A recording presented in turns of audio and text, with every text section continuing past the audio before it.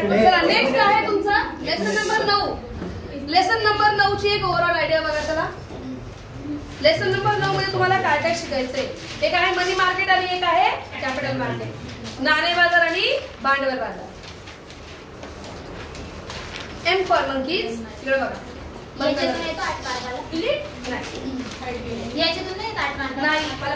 नाणे बाजार आणि भांडवल बाजार म्हणजे मनी मार्केट आणि कोणता मार्केट आहे. नाणे बाजार आणि भांडवल बाजार. मनी मार्केट अँड कॅपिटल मार्केट. 2 मार्काला काय येतं तुमच्याकडे इथे मिस्टर इंग्लिश. कसं यायचं रे मनी मार्केट नाही कॅपिटल मार्केटचं. हे म्हणजे मारूंगी अभी पण पहिले. नाणे बाजार 1 वर्षापेक्षा कालावधीचा एका वर्षापेक्षा कमी कालावधीच्या प्रतिभूतींची खरेदी विक्री ही नाणे बाजारामध्ये केली जाते. Less than 1 year securities are traded in money market and for more than 1 year securities are traded in capital market. 1 वर्षापेक्षा जास्त कालावधीच्या प्रतिभूतींची खरेदी विक्री ही कोणत्या भांडवल बाजारात केली जाते. तर 1 वर्षापेक्षा कमी असेल तर नाणे बाजारात. एक्झाम्पल्स आरबीआय आहे, कमर्शियल बँक्स आहेत, एसबीआय आहे. मनी मार्केटचे एक्झाम्पल्स नाणे बाजाराचे. ओके. आणि भांडवल बाजार स्टॉक एक्सचेंज भाग बाजार. कळलं का. BSE NSE Bombay stock exchange national stock exchange. Bhavana पुसली हो मग चालतं ना. एवढं कळलं. चला सेकंड नाही ना ह्याच्यामध्ये तुमचे ना गप्पा नको येतं मला. आ जाओ पेज चेंज करके. तोंड बंद ठेवून आरबीआय बद्दल थोड्याशा गोष्टी ऐकून घ्या. ओके. प्रत्येक देशाची काय असते central bank. Whole nation of the world has single central bank. प्रत्येक देशाची एक काय असते सेंट्रल बँक असते. जगात प्रत्येक देशाची एक काय असते सेंट्रल बँक मध्यवर्ती बँक असते. पुन्हा सापडू नको मला. त्या बँकेला काय म्हटलं जातं अपेक्स बँक किंवा सर्वोच्च बँक. तिला काय म्हटलं जातं अपेक्स बँक, सर्वोच्च बँक किंवा शिखर बँक असं म्हटलं जातं. This bank was setup by recommendation of Hilton Young commission. ही बँक कोणाच्या शिफारसीने चालू होती. हिल्टन यंग कमिशनच्या शिफारसीने. कोणत्या ऍक्ट नुसार. RBI act 1934. भारतीय रिझर्व्ह बँक कायदा 1934 यानुसार स्थापन झाली होती. इसको स्टार्ट कब किया उन्होंने ऑन 1 एप्रिल 1935. 1 एप्रिल 1935 ला ही चालू झाली.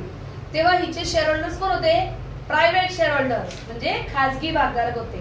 बट आफ्टर 1 जानेवारी 1949 तिला काय केलं गेलं नॅशनलाइज. आणि ती आता कोणाच्या ओनरशिप मध्ये आली गव्हर्नमेंटच्या सरकारच्या अधिपत्याखाली किंवा मालकीखाली आली.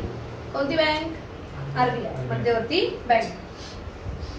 डेफिनेशन आहे डब्ल्यू.ए. शॉने दिलेली. Central bank is a bank which controls credit. पतनिर्मितीवर नियंत्रण करणारी बँक म्हणजे मध्यवर्ती बँक होय है की नाही.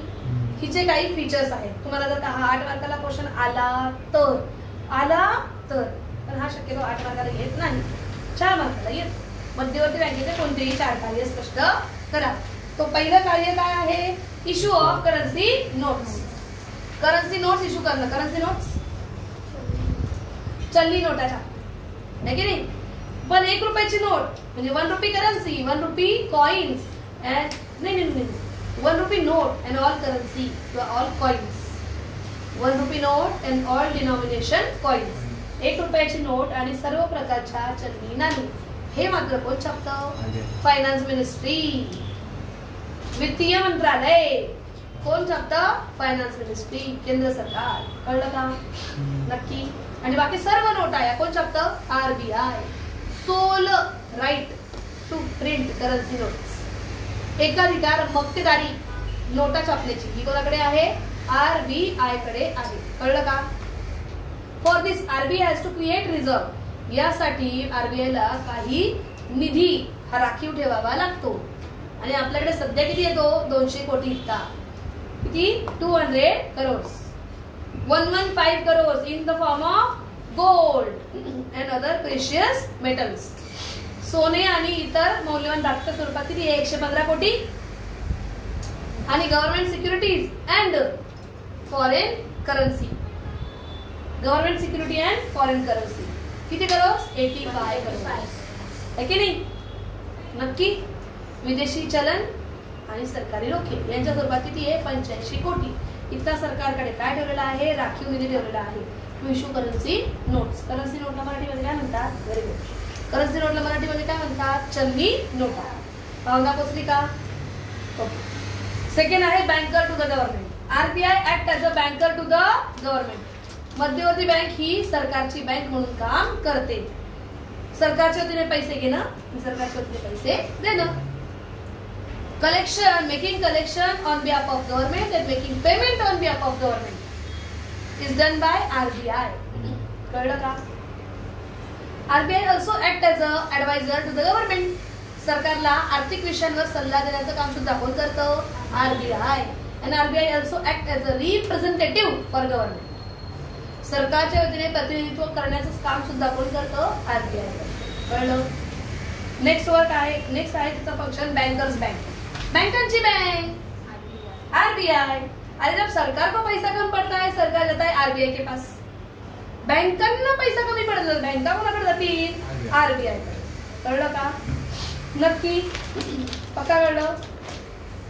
आरबीआय ऍक्ट ॲज अ बँकर्स बँक म्हणजे मध्यवर्ती बँक ही बँकांची बँक म्हणून सुद्धा कार्य करते.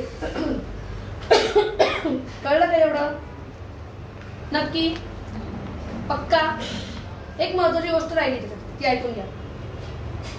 All schedule banks are compulsory required to maintain a certain minimum cash reserve with RBI against their demand and time liabilities. दिसलं का? मारा box. Demand and time liabilities. Demand मागणी ठेवी आणि मुदत ठेवी यांच्या काही प्रमाणामध्ये प्रत्येक बँकेला राखीव निधी हा आरबीआय कडे मध्यवर्ती बँकेकडे ठेवावा लागतो. भावना पोचली का? नक्की. अरे त्याच्या थ्रू तर आरबीआय काय करते? क्लिअरिंग हाऊस म्हणून काम करते ना. चेक क्लिअर करण्याचं काम. निरसन केंद्र म्हणून काम करते की नाही आरबीआय. शेवटचं फीचर आहे ते फंक्शन. चला next. RBI also give financial assistance to the बँका टू बँक. बँकांना सुद्धा कर्ज देण्याचं काम कोण करतं? मध्यवर्ती बँक. कशी? By discounting bill of exchange. हुंड्या वटवून दिले की नाही? and by giving loans and advances to the bank. कळलं का? नक्की. इधर देखो. आरबीआई जब बैंक को कर्जा देगी उनसे इंटरेस्ट लेगी त्याचं नाव बँक दर बँक रेट. कळलं का? बँक दर बँक रेट. कळलं का? रेपो रेट त्याला काय म्हणता? Repo rate. काय म्हणायचं? Repo rate. ओके. पण जेव्हा बँका आरबीआय ला कर्ज देतात त्याला काय म्हणायचं? त्या व्याजाला काय म्हणायचं? Reverse repo rate. काय म्हणायचं? रिव्हर्स रेपो दर. समजलं का? नक्की पक्का.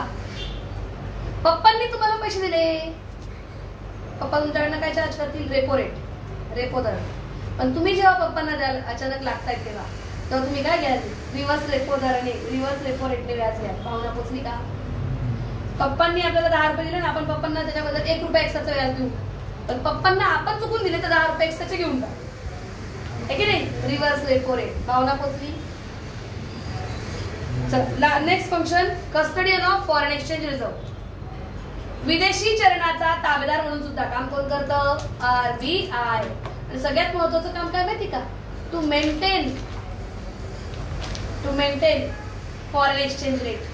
विदेशी चलनाचा दर, विदेशी चलनाच्या बदल्यात आपल्या देशाचा जो दर आहे, आपल्या इंडियन करन्सी जी आहे ती स्टॅबिलाइज ठेवण्याचं काम पण कोण करतं? आरबीआय.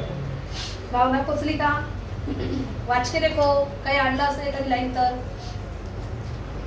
त्या पॉइंट मधली.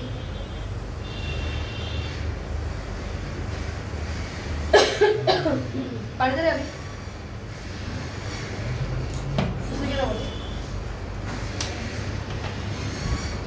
वाच पटकन. वाच वाच.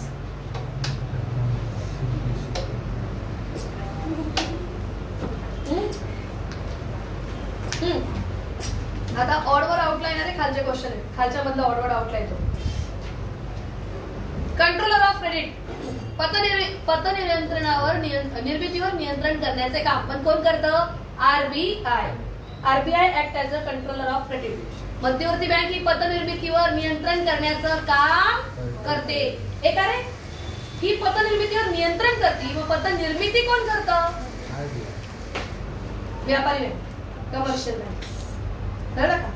मध्यवर्ती बँक ही पतनिर्मितीवर नियंत्रण करते आणि पतनिर्मिती कोण करते? व्यापारी bank. RBI, SBI, bank of Maharashtra, सगळ्या बँका या पतनिर्मिती करतात, क्रेडिट क्रिएट करतात.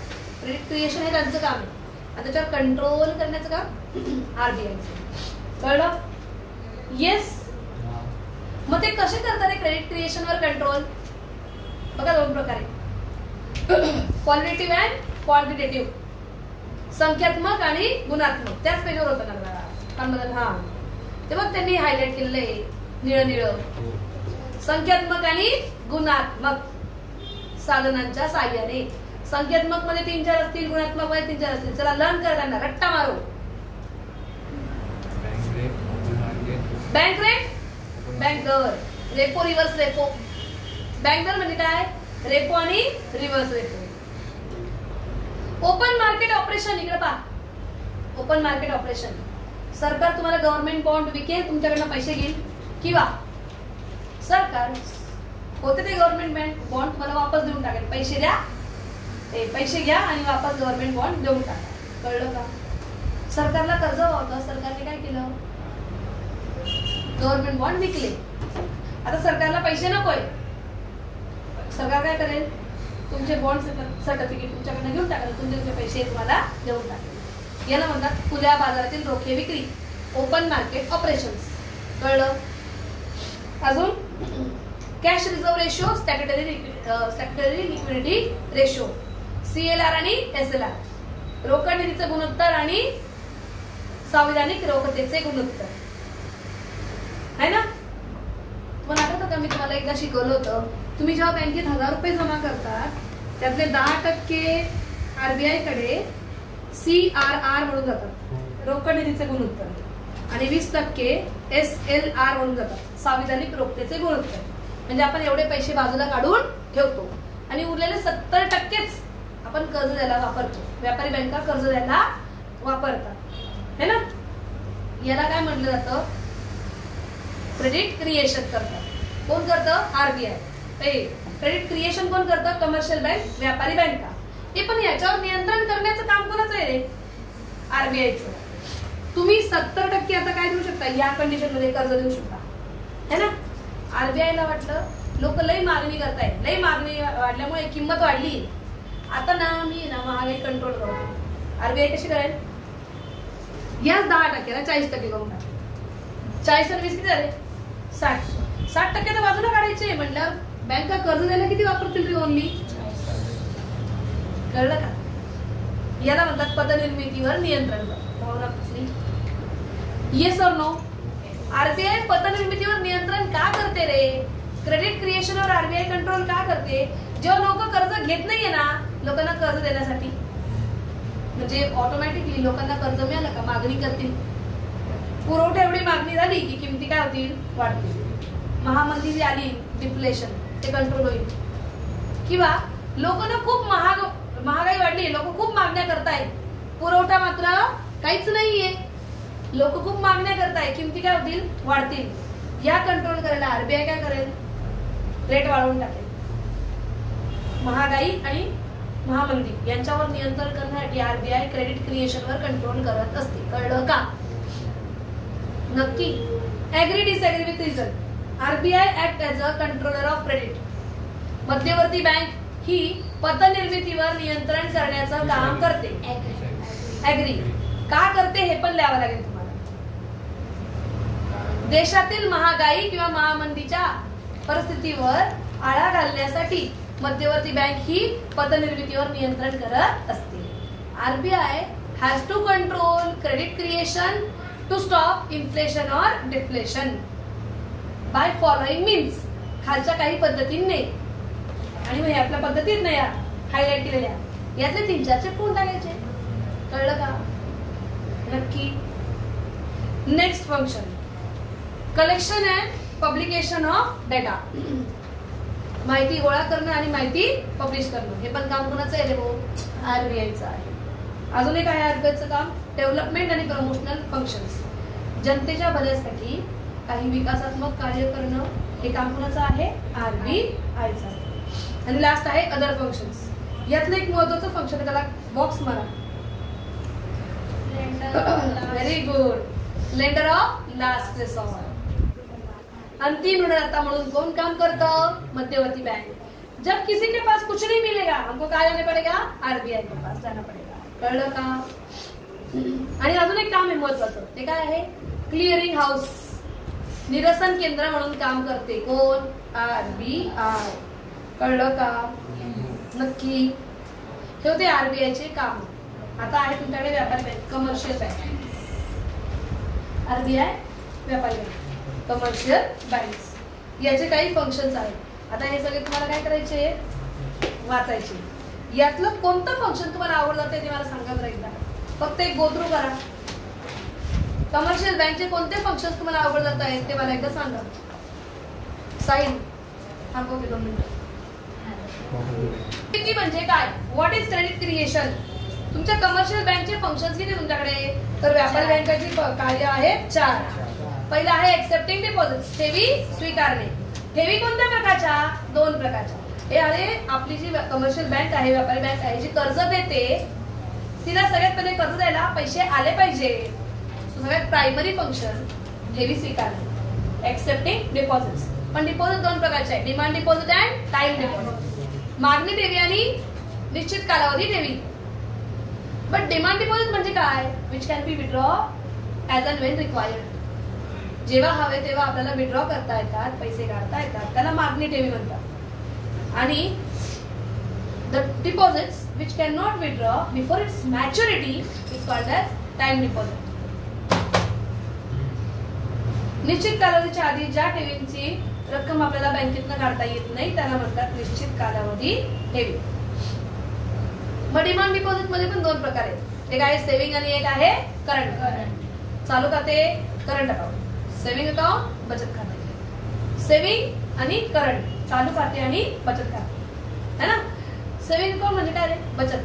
हे कोण उघडतं? नॉर्मली पगारदार लोक, सॅलरीड पर्सन. आणि करंट अकाउंट कोण उघडतं? बिझनेसमॅन. सेव्हिंग अकाउंट मध्ये किती वेळेस पैसे टाकू शकतो, किती वेळेस पैसे काढू शकतो का? नाही. बचत खात्यांमध्ये पैसे टाकण्यावर नाही परंतु काढण्यावर मर्यादा आहे. बरं, बट करंट अकाउंट, चालू खाते, इथे पैसे टाकणे आणि काढणे यावर मर्यादा नाही. कळलं का? व्याज थोड्या प्रमाणात दिलं जातं सेव्हिंग अकाउंट, बचत खात्यात, इंटरेस्ट. पण इंटरेस्ट दिलाच जात नाही करंट अकाउंट, चालू खाते. कळलं का? Statement of accounts, statement of account, खात्याचे विवरणपत्र, ही सुविधा कुणाला दिली जाते? स्टेटमेंट ऑफ अकाउंट, खात्याचे विवरणपत्र, ही सुविधा कोणाला दिली जाते? करंट अकाउंटला का सेव्हिंग अकाउंटला? करंट अकाउंटला. कारण सेव्हिंग वाल्यांकडे काय असतं? पासबुक आहे की नाही? खातेबुक असतं का नाही त्यांच्याकडे, म्हणून त्यांना विवरणपत्र दिलं जात नाही. पण ते कोणाला दिलं जातं? करंट अकाउंट होल्डरला, बिझनेसमॅन्सला. कळलं? ओव्हरड्राफ्ट फॅसिलिटी किसको दी जाती है? करंट अकाउंट होल्डर, चालू खातेदारांना. भावना पोचली का? नक्की? पक्का कळलं? ओके. नेक्स्ट आहे तुमच्याकडे टाइम डिपॉझिट्स. म्हणजे काय? निश्चित कालावधी ठेवी. त्याचे 2 प्रकार आहे, एक आहे FD आणि एक आहे RD. फिक्स डिपॉझिट आणि रिकरिंग डिपॉझिट. फिक्स डिपॉझिट म्हणजे काय? Where a lump sum amount is kept for specific period. We can not withdraw before maturity. ठराविक कालावधीसाठी एक रकमी ती रक्कम काय करत असतो? बँकेत ठेवत असतो. त्या कालावधीच्या आधी आपण ती रक्कम खात्यातून काढू शकत नाही. आणि interest rate here is more than others deposits. इतर सर्व ठेवींपेक्षा व्याजदर इथे कसे असते? मोर, जास्त असते. कळलं का? अरे बिफोर मॅच्युरिटी जर का काढायचं झालं, ऐक ना, कालावधी पूर्ण व्हायच्या आधीच जर का काढलं तर तुम्हाला व्याज पूर्ण मिळेल का?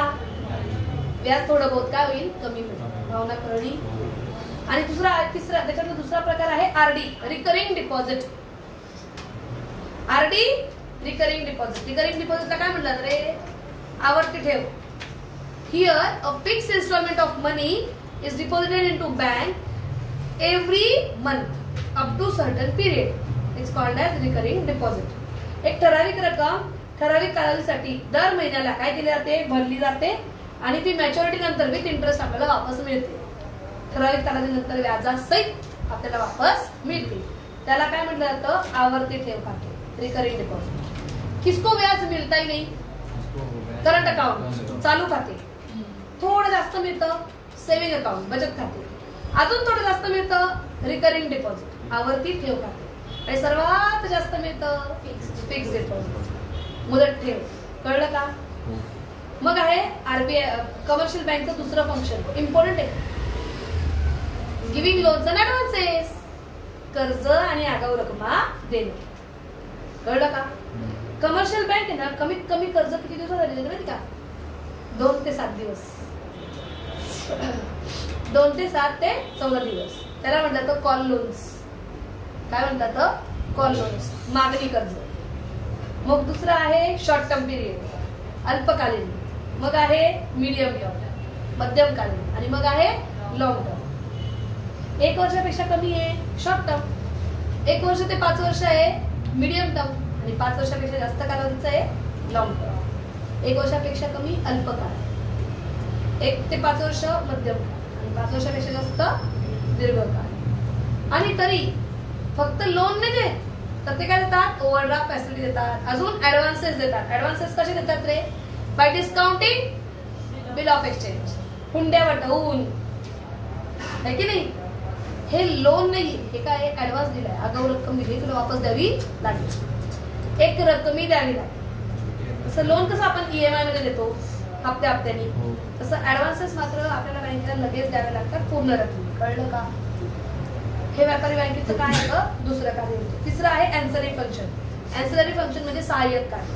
हे बघा, safe deposit locker, demat facility, demat खात्याची सुविधा, नंतर SMS banking, mobile banking, internet banking, या सुविधा, या ज्या व्यापारी बँक आपल्याला सुविधा देतात.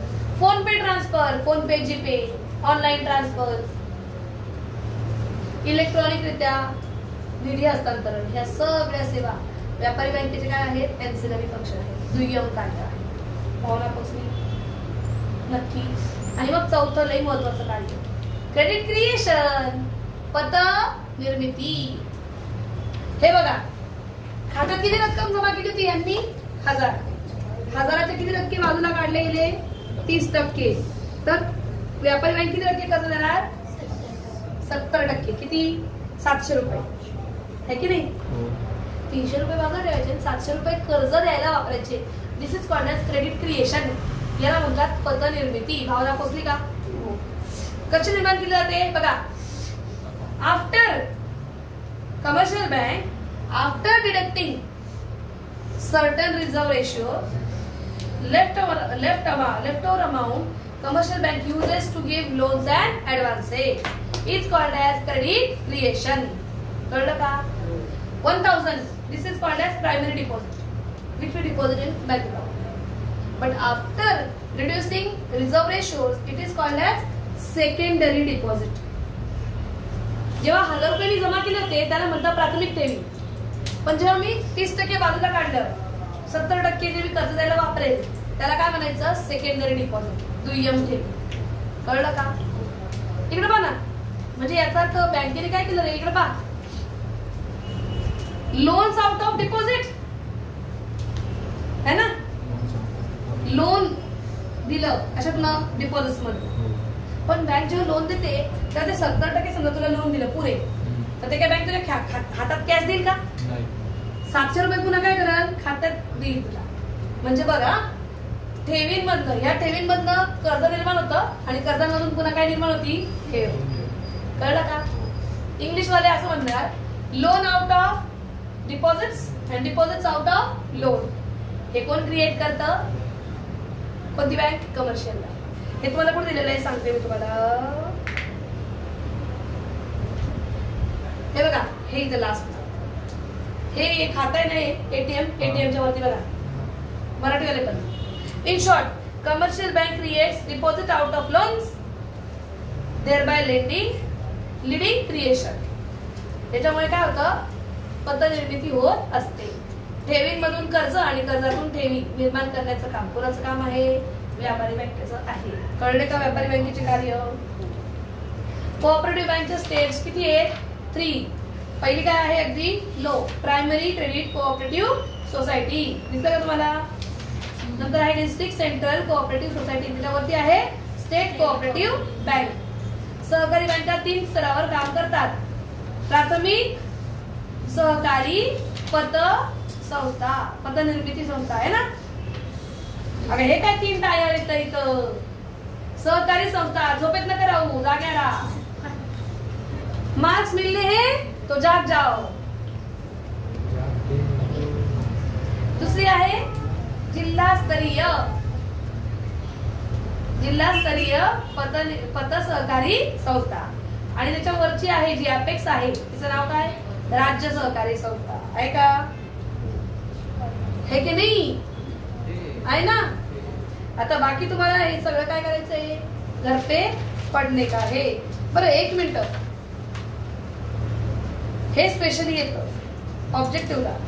त्याचं नाव आहे ना, ऐकून घ्या फक्त, पानं नका पडत बसू, मी सांगते ते सांगा. ते 3 टायर्स होते ना कोऑपरेटिव्ह बँकचे, त्याच्या खाली बघा, खालचा पाहिला हा, इकडे तू या बाजूला त्याच पेजवर. हा, डेव्हलपमेंट फायनान्शियल इन्स्टिट्यूशन, वित्तीय विकास संस्था. याची पहिली वित्तीय विकास संस्था कधी झाली स्थापन, 1948, 1948. तिचं नाव काय, IFCI. Oh, IFCI, industrial finance corporation of India. औद्योगिक भारतीय वित्त, पहिली वित्तीय संस्था. फुल फॉर्म काय, भारतीय औद्योगिक वित्त महामंडळ, बरोबर ना, नक्की का. ओके. मग unregulated non bank financial intermediate दिसतंय का तुम्हाला. अनऑर्गनाइज सेक्टर आहे बाबा, अनियंत्रित क्षेत्र. पहिला आहे इंडिजिनियस बँकर्स, दुसरं आहे मनी लेंडर्स, आणि तिसरं आहे अनरेग्युलेटेड नॉन बँक फायनान्शियल इंटरमिजिएट्स. त्याच्यामध्ये कोण कोण आहे, निधी, चिटफंड आणि लोन कंपन्या. मी जे ऑब्जेक्टिव्ह घेतले ना त्याच्यामध्ये यातला क्वेश्चन आला होता. ऑब्जेक्टिव्ह जे घेतले त्याच्यामध्ये आलं का लक्षात, नक्की कर रे ते.